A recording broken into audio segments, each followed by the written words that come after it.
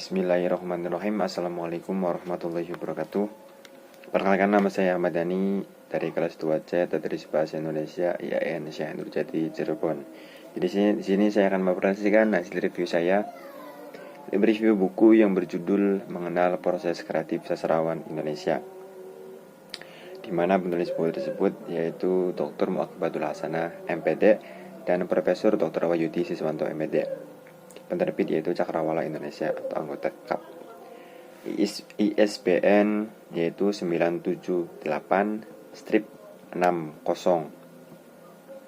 978-602-8704-36-6. Tahun terbit yaitu 2013 dan jumlah halaman 150 halaman. Selanjutnya tentang penulis. 1. Dr. Muaqibatul Hasanah MPD.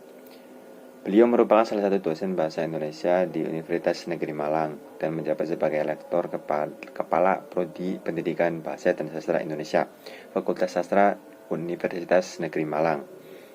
Beliau beralamat di Jalan Semarang nomor 05 Malang, serta email yaitu muaqibatulhasanah@yahoo.co.id. Latar belakang pendidikan yaitu S1 Pendidikan Bahasa dan Sastra Indonesia di IKIP Malang. Melanjutkan pendidikannya di IKIP Malang juga, yaitu S2 Pendidikan Bahasa dan Sastra Indonesia Sekolah Dasar, yaitu melanjutkan pendidikan lagi di Universitas Negeri Malang, yaitu S3 Pendidikan Bahasa Indonesia. Bidang keahlian beliau yaitu ilmu sastra, pembelajaran sastra anak. Baik, selanjutnya yaitu Profesor Dr. Wahyudi Siswanto MPD. Beliau merupakan guru besar Prodi Pendidikan Bahasa dan Sastra Indonesia Fakultas Sastra Universitas Negeri Malang yang beralamat di Jalan Semarang nomor 05 Malang, serta email wahyudi.siswanto@um.ac.id. Latar belakang pendidikan beliau yaitu beliau menempuh S1 Pendidikan Bahasa Indonesia di IKIP Malang. Selanjutnya beliau melanjutkan S2-nya Pendidikan Bahasa Indonesia juga di IKIP Malang, dan melanjutkan S3-nya Pendidikan Bahasa Indonesia di Universitas Negeri Malang. Bidang keahlian beliau yaitu ilmu sastra, metodologi penelitian sastra, penulisan artikel ilmiah, kewicaraan, pengembangan media pembelajaran. Baik, selanjutnya mengenai isi buku. Pada bab 1 yang berjudul Kreativitas, Proses Kreatif, dan Menulis Kreatif, di sini membahas mengenai kreatif, yaitu kreatif merupakan kemampuan seseorang untuk menciptakan suatu hal yang baru. Di sini kreatif berfokus pada berpikir kreatif, yaitu berpikir menemukan suatu hal yang baru melalui pikirannya. Pada dasarnya, setiap orang mempunyai potensi untuk berpikir kreatif, namun kemampuan mengembangkan potensi berpikir kreatif setiap orang itu berbeda. Tetapi perkembangan potensi kreatif tersebut menjadi kompetensi kreatif yang dipengaruhi oleh dua faktor, yaitu faktor lingkungan dan faktor kebiasaan. Untuk membentuk kompetensi berpikir kreatif, seseorang diperuntukkan untuk memiliki 3 hal. 1. Yaitu memiliki kepekaan terhadap lingkungan dan perubahannya. 2. Yaitu memiliki minat untuk mencermati atau menganalisis lingkungan perubahannya. Yang ketiga yaitu memiliki hasrat untuk ikut menyelesaikan masalah yang timbul berdasarkan hasil analisis tersebut. Dalam proses menulis juga memerlukan beberapa tahapan, yaitu 1. Pra-menulis, yang kedua penulisan, yang ketiga penulisan kembali, dan yang keempat publikasi. Terdapat 2 jenis menulis kreatif, yaitu 1. Menulis karya atau cipta sastra. Dalam karya sastra ini lebih menonjolkan unsur penciptaannya karena lebih mengarah pada hasil imajinatif atau kreativitas sastrawan yang dituangkan dalam sebuah karya sastra. Contohnya yaitu jenis karya sastra ini adalah puisi, prosa, fiksi, dan naskah drama atau lainnya. Yang kedua yaitu menulis karya apresiatif kritik. Dalam karya sastra apresiasi kritik lebih menonjol pada responsinya, karena kegiatan menulis difokuskan pada produk kreatif responsif yang terkait dengan kegiatan apresiasi dan kritik sebuah karya sastra. Selanjutnya yaitu bab 2, bakal berproses kreatif sastrawan. Dalam buku tersebut beberapa disampaikan, yaitu 7 bekal dalam berproses kreatif. Yang pertama yaitu imajinasi. Imajinasi merupakan khayalan yang dipikirkan oleh sastrawan untuk membuat suatu karya sastra yang real, hasil dari pemikirannya sendiri, atau juga bisa dari faktor lingkungan, yaitu ketika sastrawan melihat sesuatu dan diimajinasikannya. Kemudian yaitu kepekaan. Kepekaan di sini yaitu kepekaan terhadap rangsangan dari luar atau lingkungan sekitarnya. Yang ketiga yaitu otak, insting, dan persepsi. Dalam berimajinasi, yang diperlukan atau alat yang digunakan yaitu otak, insting, dan persepsi tersebut. Kemudian kejujuran dalam menulis. Kejujuran dalam menulis itu sangat penting yang harus dimiliki oleh setiap sastrawan, karena sastrawan jika dia jujur dalam menulis, tidak kopas atau tidak mencolong hasil karya orang lain, insya Allah karya sastranya akan terus bersinar dan laris di pasaran, karena memang hasil dari kerja keras sendiri tanpa adanya colong mencolong dari karya sastra orang lain. Selanjutnya yaitu intuisi, bakat, dan kerja keras.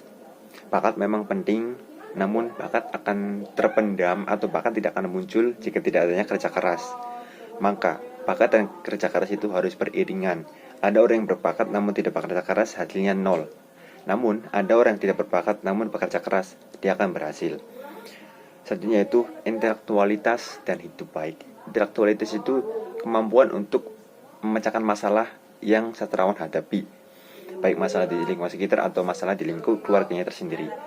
Hidup baik di masyarakat itu tidak melanggar norma-norma yang ada dan lain sebagainya, dan terutama saling hormat, menghormati, dan toleransi. Yang terakhir yaitu keajikan dan kecintaan pada sastra. Di sini sastrawan harus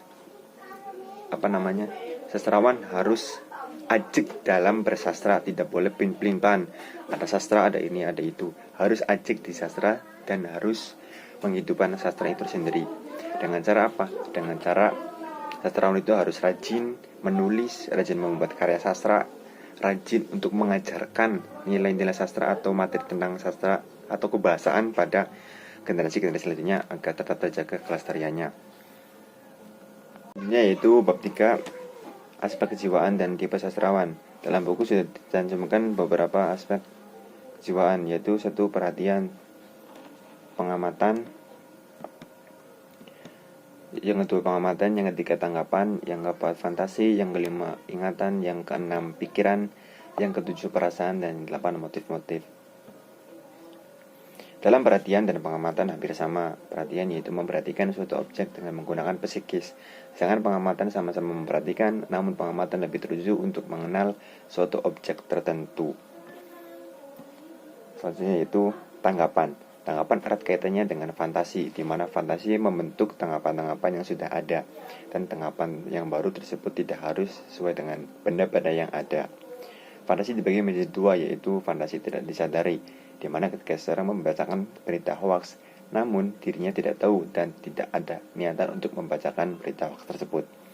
Yang kedua, fantasi disadari, di mana pikiran kita sudah masuk ke dalam dunia fantasi atau dunia imajinasi yang kita buat dengan sengaja. Selanjutnya yaitu ingatan, merupakan hal yang diterima dan ditangkap oleh otak kita dan menyimpannya dengan kesan-kesan di dalamnya. Dalam ingatan dibedakan menjadi 5, yaitu ingatan cepat, ingatan setia, ingatan teguh, ingatan luas, dan ingatan siap. Ingatan cepat yaitu ingatan yang dapat diterima dengan cepat. Ingatan setia, ingatan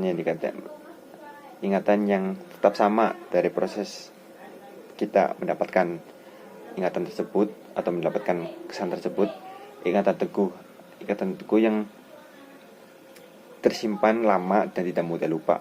Ingatan luas yaitu ingatan yang mengingat beberapa atau banyak ingatan atau banyak kesan-kesan.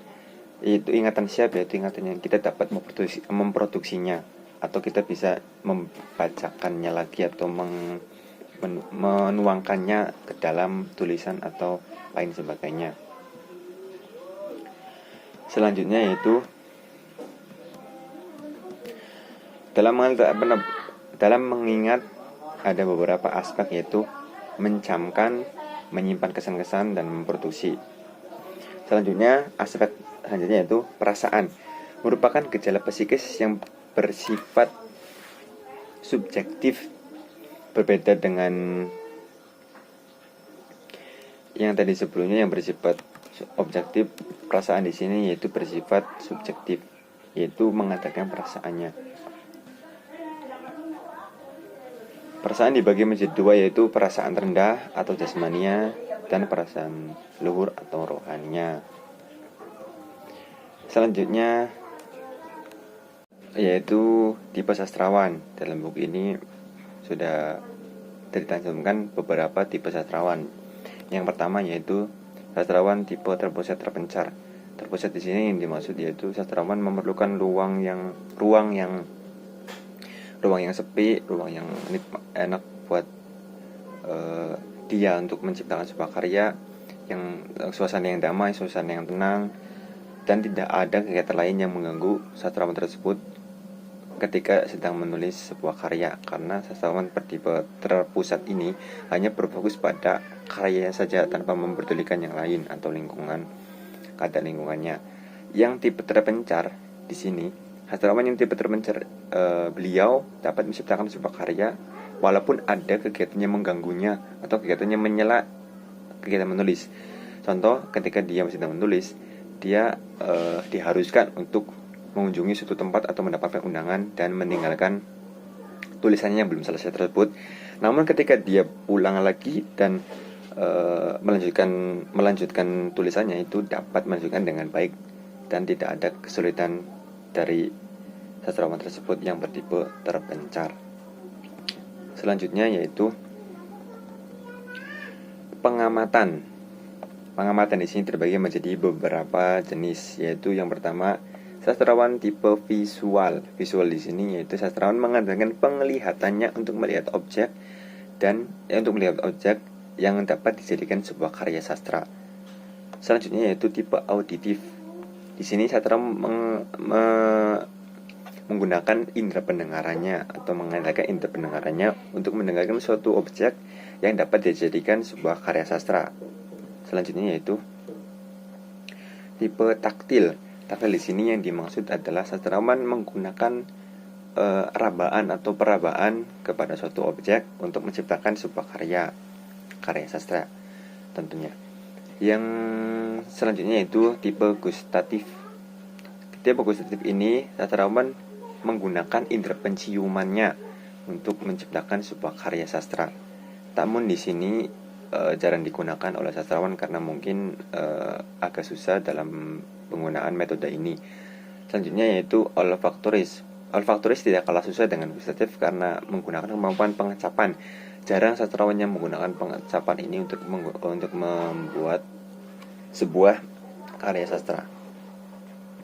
Baik, selanjutnya yaitu tipe sastrawan fantasi, spontan, dan disadari. Sastrawan yang bertipe fantasi disadari biasanya menggunakan fantasinya atau imajinasinya dalam pembuatan karya sastra yang diangkat dari keadaan sekitar. Fantasi tidak disadari yaitu fantasi yang dimana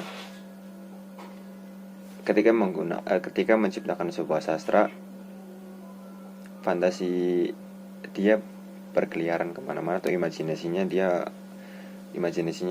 kuat dan menampakkan apa yang ada di pikirannya. Yaitu tipe sastrawan. Dalam buku ini sudah ditanjumkan beberapa tipe sastrawan. Yang pertama yaitu sastrawan tipe terpusat terpencar. Terpusat di sini yang dimaksud yaitu sastrawan memerlukan ruang yang sepi, ruang yang enak buat dia untuk menciptakan sebuah karya yang suasana yang damai, suasana yang tenang, dan tidak ada kegiatan lain yang mengganggu sastrawan tersebut ketika sedang menulis sebuah karya, karena sastrawan bertipe terpusat ini hanya berfokus pada karyanya saja tanpa memperdulikan yang lain atau lingkungan, keadaan lingkungannya. Yang tipe terpencar di sini, sastrawan yang tipe terpencar, beliau dapat menciptakan sebuah karya walaupun ada kegiatan yang mengganggunya atau kegiatannya menyela kegiatan menulis. Contoh, ketika dia sedang menulis, dia diharuskan untuk mengunjungi suatu tempat atau mendapatkan undangan dan meninggalkan tulisannya yang belum selesai tersebut. Namun ketika dia pulang lagi dan melanjutkan tulisannya, itu dapat melanjutkan dengan baik dan tidak ada kesulitan dari sastrawan tersebut yang bertipe terpencar. Selanjutnya yaitu pengamatan. Pengamatan di sini terbagi menjadi beberapa jenis, yaitu yang pertama sastrawan tipe visual. Visual di sini yaitu sastrawan mengandalkan penglihatannya untuk melihat objek yang dapat dijadikan sebuah karya sastra. Selanjutnya yaitu tipe auditif. Di sini sastrawan menggunakan indera pendengarannya atau mengandalkan indera pendengarannya untuk mendengarkan suatu objek yang dapat dijadikan sebuah karya sastra. Selanjutnya yaitu tipe taktil. Taktil di sini yang dimaksud adalah sastrawan menggunakan rabaan atau perabaan kepada suatu objek untuk menciptakan sebuah karya sastra tentunya. Yang selanjutnya yaitu tipe gustatif. Tipe gustatif ini sastrawan menggunakan indera penciumannya untuk menciptakan sebuah karya sastra. Namun di sini jarang digunakan oleh sastrawan karena mungkin agak susah dalam penggunaan metode ini. Selanjutnya yaitu olfaktoris. Olfaktoris tidak kalah susah dengan gustatif karena menggunakan kemampuan pengecapan.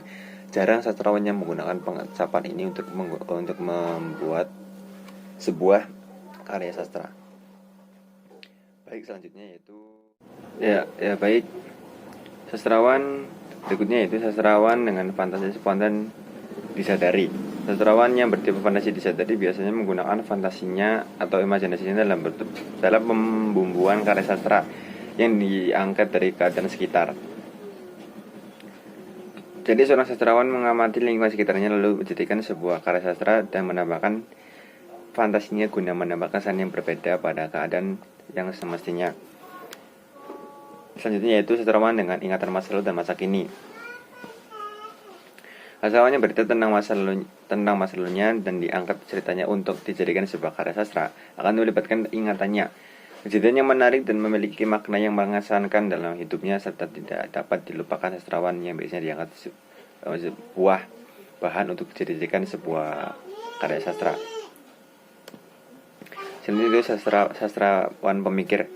Sastrawan pemikir yaitu sastrawan yang bersifat objektif. Sastrawan pemikir tidak bisa lepas untuk terus berpikir dalam pembuatan karya sastranya. Selanjutnya yaitu sastrawan perasa. Berbeda dengan pemikir, sastrawan perasa bersifat subjektif karena mengandalkan perasaannya. Jika biasanya sastrawan adalah orang yang menulis dan yang menjadi objek adalah tulisannya, sastrawan perasa dapat dibalikan atau kebalik, yaitu sastrawan dapat menjadi objeknya karena dapat larut dalam tulisannya sendiri. Ini yaitu sastrawan ekstrovert dan sastrawan introvert. Sastrawan ekstrovert adalah sastrawan yang mampu mendapatkan ide dari berbagai macam hal, berbagai macam masukan yang dia dapat, berbagai macam hal yang ia temukan bisa dapat dia masukkan ke dalam bahan atau hal yang dapat dijadikan sebuah karya sastra. Namun berbeda dengan sastrawan yang introvert, yaitu sastrawan yang hanya mengulik faktor-faktor yang ada dalam dirinya, karena menurutnya faktor-faktor yang ada di dalam itu mampu dijadikan sebuah karya sastra. Baik, selanjutnya yaitu yang bab terakhir, bab 4, kegiatan sastrawan terkait proses kreatif. A, yaitu sebelum menulis karya sastra. Yaitu yang biasa dilakukan adalah berjalan-jalan, yaitu mencari tambahan ide-ide atau bahan-bahan dari kegiatan berjalan-jalan, yaitu membaca, pastinya mencari ide atau mencari bahan-bahan. Selanjutnya itu mendengarkan entah mendengarkan ceramah atau mendengarkan hal apapun yang dapat dijadikan bahan membuat karya sastra, yaitu memperoleh pengalaman baik pengalaman pribadi, pengalaman orang lain yang diambil atau yang dipelajari. Selanjutnya itu saat menulis karya sastra. Saat menulis karya sastra memiliki beberapa perbedaan, yaitu diantaranya sadar akan diri dan lingkungan. Dia masih sadar dalam kita menulisnya, tidak terlalu fokus pada tulisannya. Yaitu ada yang kedua yaitu menulis cepat dan menulis lambat. Yang selanjutnya itu memperhatikan dan mengabaikan pembaca.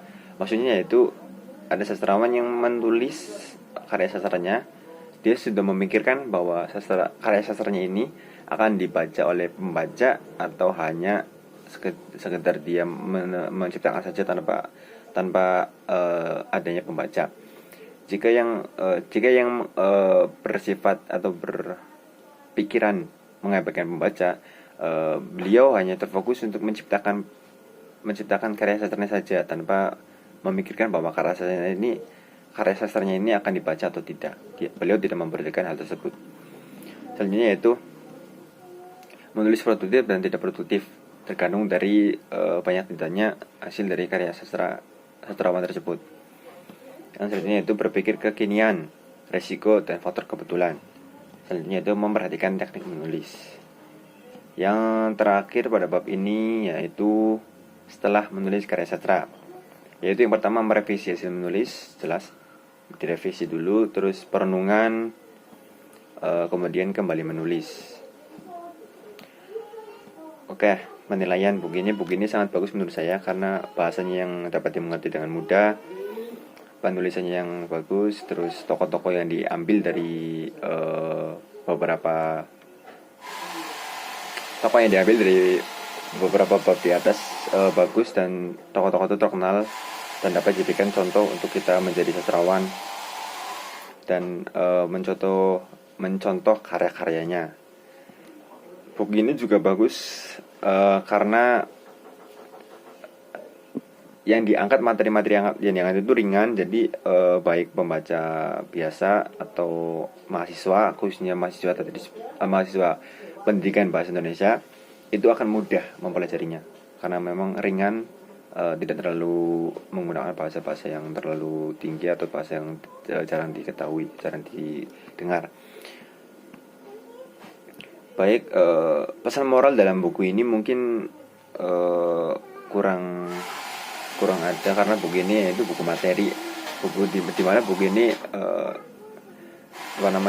menginformasikan kita untuk bagaimana cara menjadi sastrawan, atau hal apa saja yang dilakukan sastrawan, atau kegiatan apa saja yang dilakukan sastrawan sebelum menulis, ketika menulis, atau setelah menulis, dan apa saja yang perlu dipersiapkan oleh sastrawan untuk menciptakan sebuah karya sastra.